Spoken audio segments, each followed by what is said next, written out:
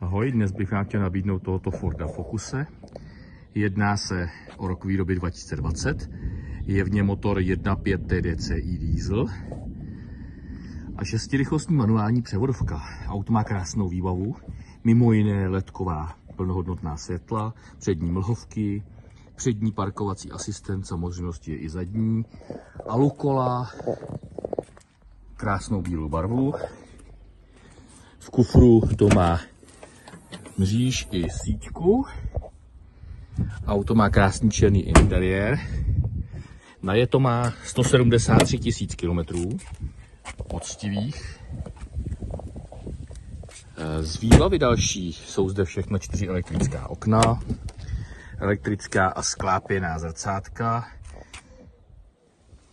multifunkční volant, je zde jízda v pruzích, navigace, zde jsou kilometry,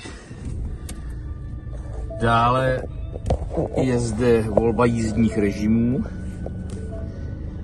vypínání ESPčka a start stopu, elektrická ruční brzda, samozřejmě je navigace. Auto je ve velice pěkném stavu, bylo dovezeno nehavarované z Německa. Ještě se podíváme na motor.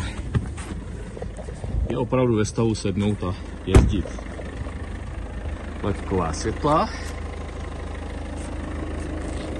Zde je motůrek 1.5 TDCi o výkonu 70 kW. Krásně s autem pohybuje. Myslím si, že ještě nadělá spoustu práce.